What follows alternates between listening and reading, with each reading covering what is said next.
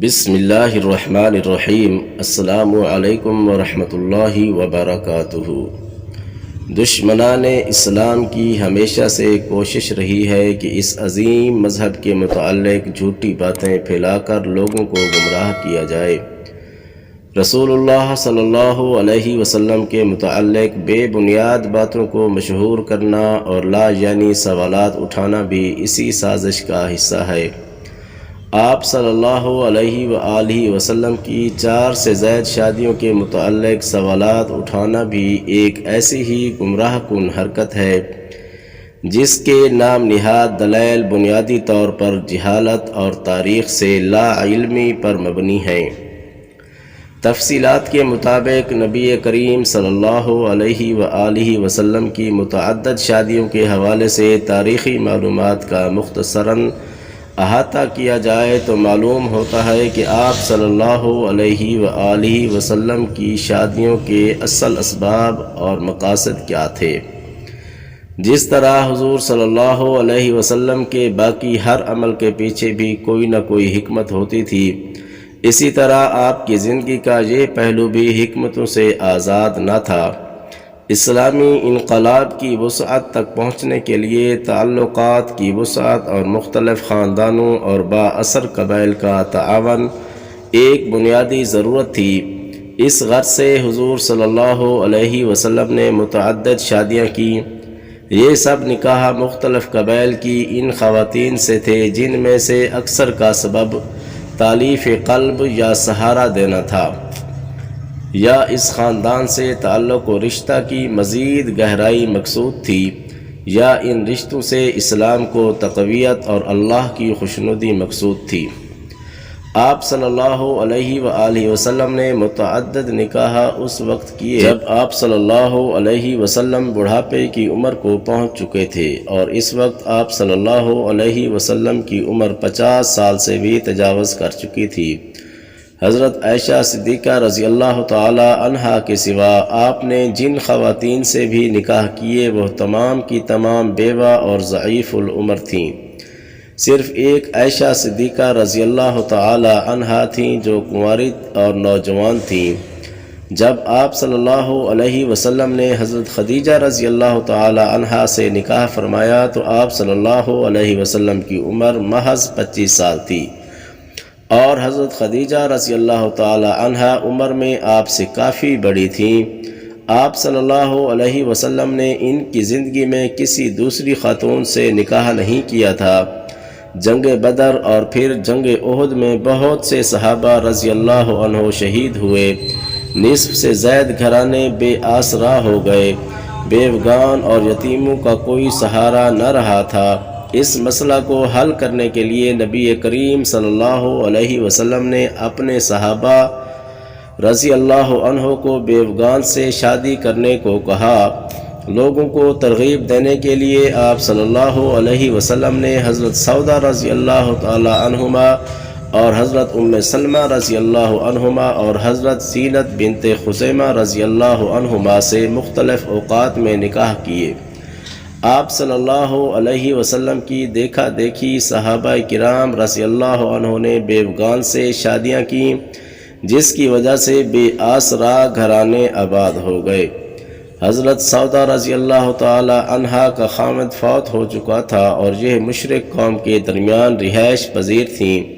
حضرت سودا رضی اللہ تعالی عنہا نے جس وقت بیوگی کی چادر اوڑھی اس وقت ان کی عمر مبارک 50 سال سے بھی اوپر تھی، اور وہ اس قابل نہیں تھی کہ کوئی ان سے شادی کرتا اور ان کا معاشی اور معاشرتی سہارا بنتا۔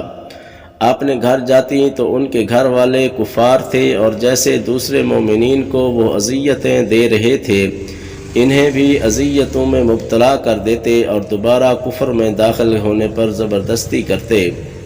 چنانچہ آپ صلی اللہ علیہ وسلم نے ان سے نکاح کر لیا۔ حضرت ام سلمہ رضی اللہ عنہا کے شوہر بھی جنگ احد میں شہید ہو گئے تھے۔ انہوں نے ان کے شوہر سے اللہ کے راستے میں بہت زیادہ صعوبتیں اور تکلیفیں برداشت کی۔ ان کا یوں بے یار و مددگار رہ جانا بہت بڑا حادثہ تھا۔ حضور اکرم صلی اللہ علیہ وسلم نے بچوں سمیت ان کے سہارے کے لیے ان سے نکاح کر لیا۔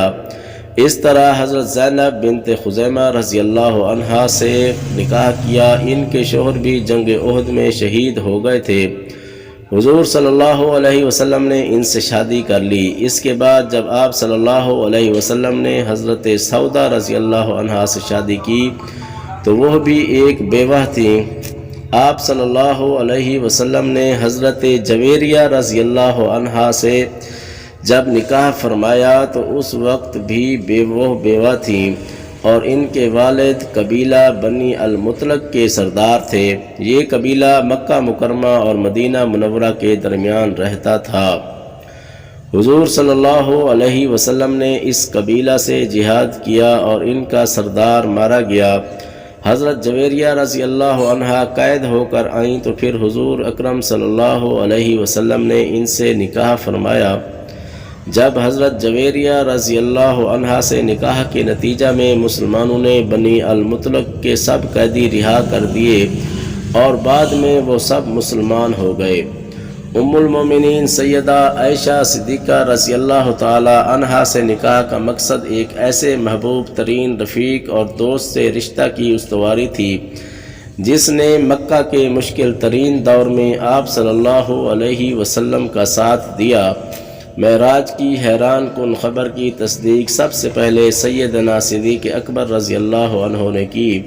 غار ثور کی ہولناک تاریکی میں آپ صلی اللہ علیہ وسلم کا ساتھ دیا اور آپ صلی اللہ علیہ وسلم پر اپنی ہر متاع عزیز لٹانے کی کوشش کی جو آپ کے اولین جانشین ہوئے اور مزاج نبوت کے حامل صحابی اور رفیق رسول صلی اللہ علیہ وسلم تھے۔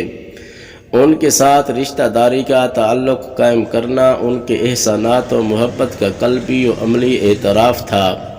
اس کے علاوہ حضرت عائشہ رضی اللہ عنہا کے ساتھ شادی میں یہ حکمت بھی تھی کہ آپ صلی اللہ علیہ وسلم کے حرم میں کوئی ایسی چھوٹی عمر کی خاتون داخل ہو جس نے اپنی آنکھ اسلامی ماحول میں ہی کھولی ہو اور پھر نبی کریم صلی اللہ علیہ وسلم کے گھرانے میں آ کر پروان چڑھے تاکہ اس کی تعلیم و تربیت ہر لحاظ سے مکمل اور مثالی طریقہ پر ہو اور وہ مسلمان عورتوں اور مردوں میں اسلامی تعلیمات پھیلانے کا مؤثر ترین ذریعہ بن سکے۔ چنانچہ ہم دیکھتے ہیں کہ حضرت عائشہ رضی اللہ عنہا نے اپنی اس نو عمری میں کتاب و سنت کے علوم میں گہری بصیرت حاصل کی۔ اسوہ حسنہ اور حضور صلی اللہ علیہ وسلم کے اعمال و ارشادات کا بہت بڑا ذخیرہ اپنے ذہن میں محفوظ رکھا اور درس و تدریس اور نقل و روایت کے ذریعے اسے پوری امت کے حوالے کر دیا۔ جناب ابو سفیان رضی اللہ تعالی عنہ اسلام لانے سے پہلے حضور صلی اللہ علیہ وسلم کے شدید ترین مخالف تھے، مگر جب ان کی بیٹی سیدہ ام حبیبہ رضی اللہ عنہا سے حضور نبی کریم صلی اللہ علیہ وسلم کا نکاح ہوا تو یہ دشمنی کم ہو گئی اور بعد ازاں عرب قبیلے کا یہ طاقتور ترین سردار اپنے خاندان اور قبیلے سمیت آپ صلی اللہ علیہ وسلم کے غلاموں میں شامل ہو گیا اور اپنی باقی ماندہ زندگی اسلام کی سربلندی میں گزار دی۔ آپ صلی اللہ علیہ وسلم نے حضرت سیدنا عمر فاروق رضی اللہ تعالی عنہ کی صاحبزادی حضرت سیدہ حفصہ رضی اللہ عنہا سے شادی کی جو بیوہ تھی۔ ان کے شوہر خنیس بنت حذافہ رضی اللہ عنہ جنگ احد میں شہید ہوئے تو حضرت عمر فاروق رضی اللہ تعالی عنہ اپنی بیٹی کی بیوگی سے بہت پریشان ہو گئے اور چند اکابر صحابہ کرام رضی اللہ عنہم سے اس کا تذکرہ بھی کیا، یہاں تک کہ خود حضور اکرم صلی اللہ علیہ وسلم نے سیدہ حفصہ رضی اللہ عنہا سے نکاح کر لیا۔ یہ رشتہ کرنے سے حضرت عمر فاروق رضی اللہ عنہ کی دل جوئی اور معاونت کا سبب بھی بنا۔ اس طرح اسلامی تحریک کے درجہ اول کے دو اہم ترین افراد سیدنا ابو بکر صدیق رضی اللہ عنہ اور سیدنا عمر فاروق رضی اللہ عنہ سے حضور اکرم صلی اللہ علیہ وسلم کا رشتے کا قریب ترین تعلق پیدا ہو گیا۔ اسی طرح حضرت میمونہ رضی اللہ تعالی عنہا سے رسول اللہ صلی اللہ علیہ وسلم کی شادی بھی اسلام اور مسلمانوں کی عرب معاشرے میں سماجی اور سیاسی تقویت کا سبب بنی۔ حضور اکرم صلی اللہ علیہ وسلم کا کوئی ایک نکاح بھی ایسا نہیں تھا جس نے اسلامی انقلاب کے لیے راستہ ہموار کرنے میں کوئی مدد نہ دی ہو۔